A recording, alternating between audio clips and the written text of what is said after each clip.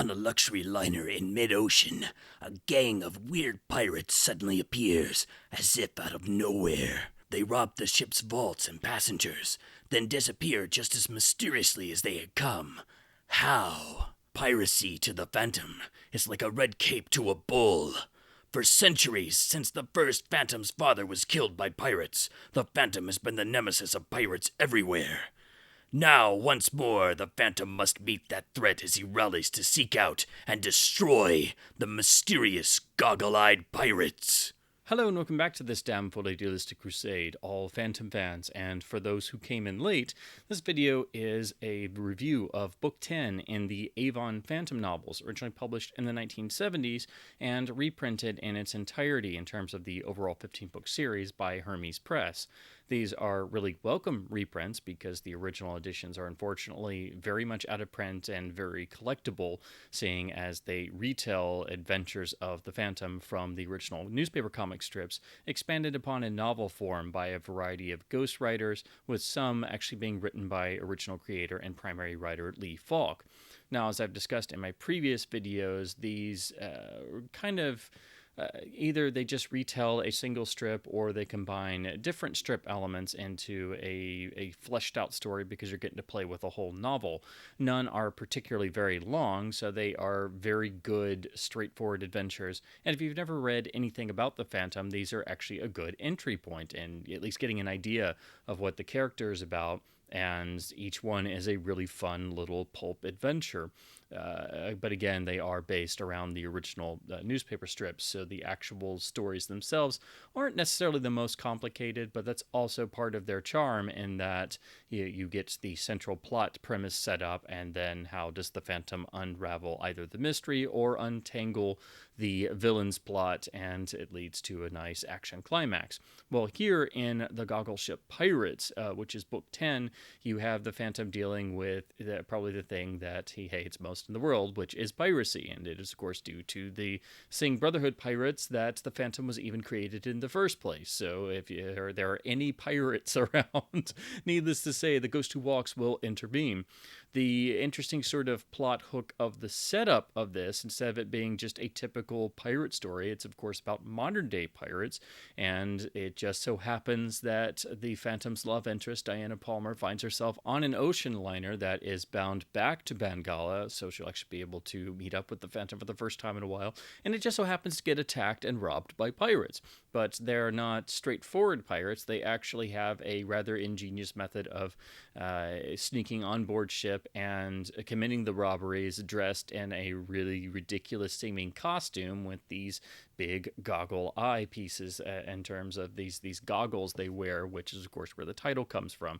So if you wondered what the title meant, it's actually the sort of disguise they wear in order to disorient people and to keep anyone from actually deducing their identity. And they've been striking at ships around this part of the world for some time, and no one's been able to catch them until of course the Phantom intervenes.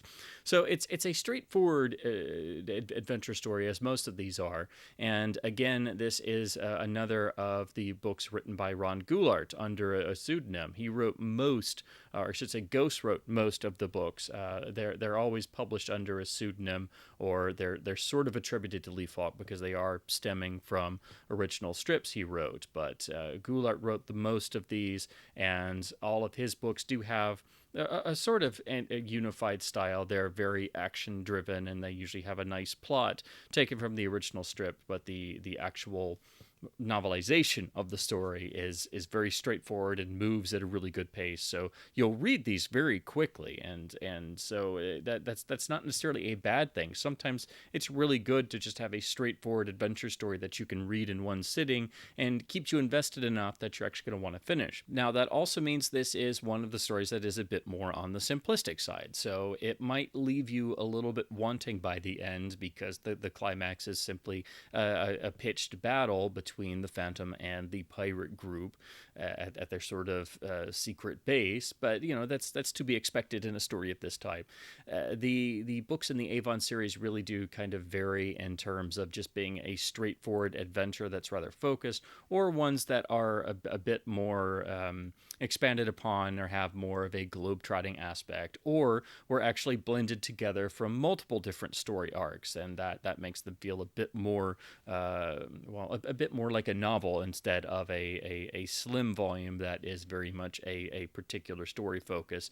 And when you finish this particular book, book 10, you can definitely see this is one of the ones where it's basically just taking a pre-existing newspaper strip as it is, and just focusing in on telling that in book form. So it's a nice fun adventure, but it is a very quick read, and the real novelty aspect comes from or the interesting part of the plot comes from how the pirates actually carry off their robberies, and how they have not been detected up until this point. Now, this is the Hermes Press reprint. It is in this nice oversized, more premium feeling edition as compared to the original Avon paperback novels. I just have this copy of book 13, but these were all published as small mass market paperbacks. So this is the more premium rendering from Hermes with the nice simple white spine and the nice matching cover art design. So all of these go together, and they feature the beautiful original paintings by George Wilson, who did all of the books in the series.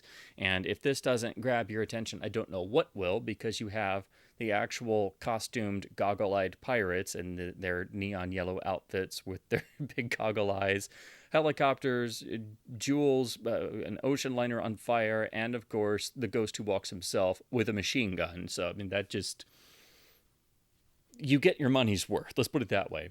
Unfortunately, though, as I've said, in some of these there are some issues with typos every once in a while that creep in. It's never extremely intrusive, but it is unfortunate whenever you're reading a book or a reprint, especially from a smaller publisher. They have to work harder because they have less people than a big publisher, so it's understandable, but it is always a bit disconcerting when you run into an occasional typo, and unfortunately that does happen in some of the later volumes in this reprint series.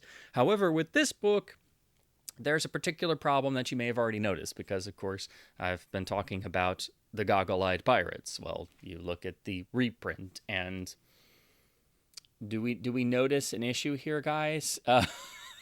So unfortunately, there's a typo on the actual cover. So the book is actually printed with the title The Googgle-Eyed Pirates, and the spine is The Googgle-Eyed Pirates, and on the rear, though, they actually have the correct goggle-eyed pirates mentioned in the blurb. So this is the most obvious of the typos, because it's actually the title of the book. So I think somebody just slipped up, and it probably maybe just auto-corrected to Google when they were doing the layout for this reprint. But this is the most obvious of all the typos in these. Most of them are very minor, and you can get over them, and there's not a ton of them in each book, but this is the one that just jumped out to me, because suddenly I noticed, wait a minute. So unfortunately, the reprint cover has the title on the front and the spine of The Googgle-Eyed Pirates. This nicely carries on the tradition of reprinting the beautiful essay from the Sorbonne lecturer, "With the Phantom, everything is possible except boredom." This is a beautiful essay about the importance of adventure storytelling as art, and how fulfilling the Phantom tales are, which of course they are.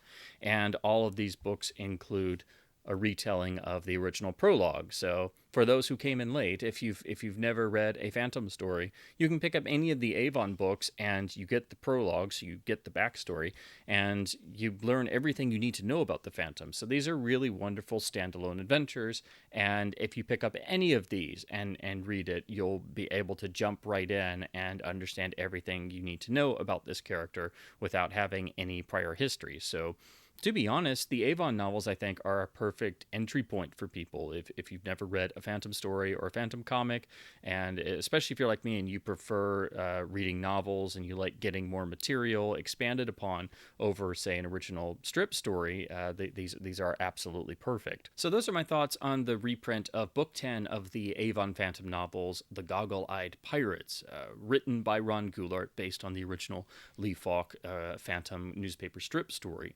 This is a very quick, fun read, and another in these wonderful Avon books. It's not the most I'd say fully developed of the Avon novels, because like most of them, it's just based on a single strip story from previous years and just slightly expanded on in novel form. I think all 15 books are wonderful reads, but this is one of the ones that's much more of, it's a bit lighter, it's a bit more straightforward, so it's not as impressive as some of the ones written by Lee Falk, where you have the original creator of the character also expanding on some of his original stories and combining elements of different stories to make it a bigger feeling book. This one is just one of the ones that just it feels a little smaller, just in terms of the overall scope and scale. But if you're going to read one of the Avon novels, you're going to want to read all 15, because they're wonderful. And honestly, it's a darn shame they didn't do more than 15, because these are really wonderful and definitely expound very well upon the original newspaper strips on which they're based. So, as always, I hope my babblings about books and The Ghost Who Walks has been at least somewhat fun and informative. If you're at all interested in the Avon novels, I highly recommend the Hermes reprints, in spite of some of the volumes having a couple typos, because they're well printed, they have a nice feel, they have the larger size, and it's also a lot cheaper getting the reprints than trying to track down original copies, which are very pricey. So if you just piece together a set of the original books, all 15, even in decent shape, it's probably going to cost you a lot more than buying the reprints. And so I'll leave a link to Hermes' website so you can look at this and maybe purchase it directly from them if you're interested. And they run sales, and sometimes they sell bundles of all their reprints. And again, if you read one Avon book, you're going to want to read all 15. And until next time, please do keep supporting independent publishers and your local independent bookstores wherever possible. Keep reading print books, and happy phantoming. Thank you ever so much for watching.